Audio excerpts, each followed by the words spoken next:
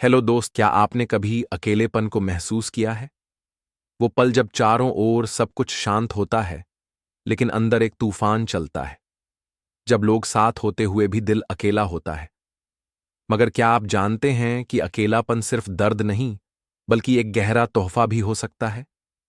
आज हम बात करेंगे एक ऐसी किताब की, जो हमें सिखाती है कि अकेले रहना एक कला है। The art of being alone. इस वीडियो में हम जानेंगे इसके कुछ ऐसे महत्वपूर्ण विचार जो आपकी सोच को बदल देंगे। अगर आपने कभी अकेलेपन को कमजोरी समझा है, तो शायद ये वीडियो आपके लिए एक नई शुरुआत साबित हो। एक अकेलापन कोई सजा नहीं, एक अवसर है। लेखक हमें यह समझाते हैं कि अकेलापन कोई अभिशाप नहीं है। यह आत्मचिंतन और आत्मप्रेम का समय होता है। जब हम भीड़ से दूर होते हैं, तभी खुद से जुड़ पाते हैं। उदाहरण, सोचिए, जब आप मोबाइल या सोशल मीडिया से दूर हों, तब असली आप सामने आता है। आपकी सोच, आपकी भावनाएं, आपका डर, सब कुछ साफ दिखने लगता है। यही समय होता है खुद को समझने का। 2. आत्मनिर्भरता की शुरुआत अकेलेपन से होती है। इस किताब में बताया गया है कि अकेले रहना आत्मनिर्भर बनने की पहली सीढ़ी है। जब हम दूसरों पर कम निर्भर होते हैं, तो हमारा आत्मविश्वास बढ़ता है। एक लड़का था जो हर समय अपने दोस्तों पर निर्भर रहता था, मूड अच्छा करने से लेकर सलाह लेने तक। एक बार सभी दोस्त शहर से बाहर चले गए। शुरुआत में उसे अकेलापन महसूस हुआ, लेकिन धीरे धीरे उसने खुद से बातें करना शुरू किया। उसी अकेलेपन ने उसे आत्मनिर्भर बना दिया। 3. Loneliness versus being alone. यह किताब इस अंतर को बारीकी से समझाती है। अकेला रहना एक स्थिति है, जबकि अकेलापन महसूस करना एक भावना। आप भीड़ में भी अकेलापन महसूस कर सकते हैं और अकेले रहकर भी संतुष्ट हो सकते हैं। महत्वपूर्ण विचार। अकेले रहकर जब आप अपने साथ सहज हो जाते हैं, तो दुनिया की कोई भी स्थिति आपको विचलित नहीं कर सकती। 4.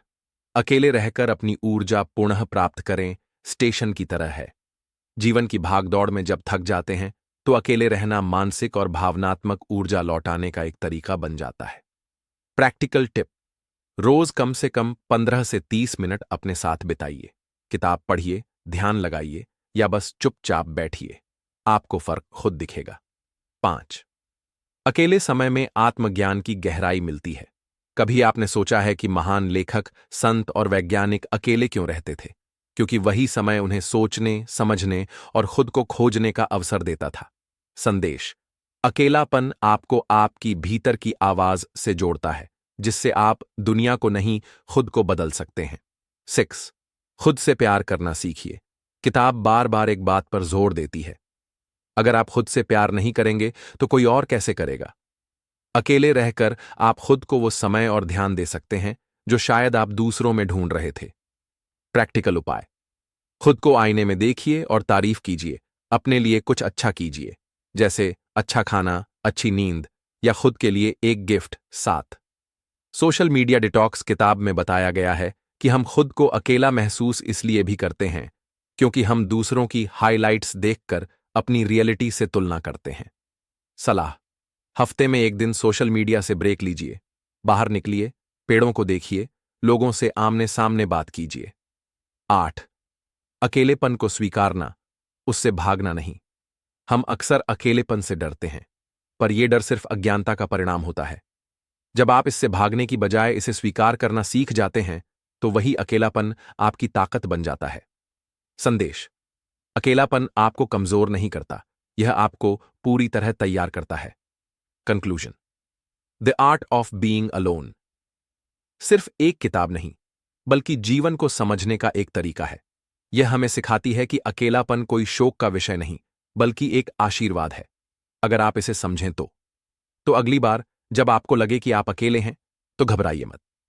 हो सकता है यही समय आपके जीवन का सबसे सुंदर परिवर्तन लेकर आए। अगर आपको यह वीडियो पसंद आया हो, तो लाइक करें, शेयर करें और चैनल को सब्सक्राइब करना न भूलें। कमेंट में हमें बताइए कि आपने अकेले रहकर अपने बारे में क्या सीखा है। मिलते हैं अगले वीडियो में एक नई किताब, एक नई सोच के साथ। तब तक याद रखिए, अकेलापन कमजोरी नहीं, आपकी सबसे बड़ी ताकत हो सकती है।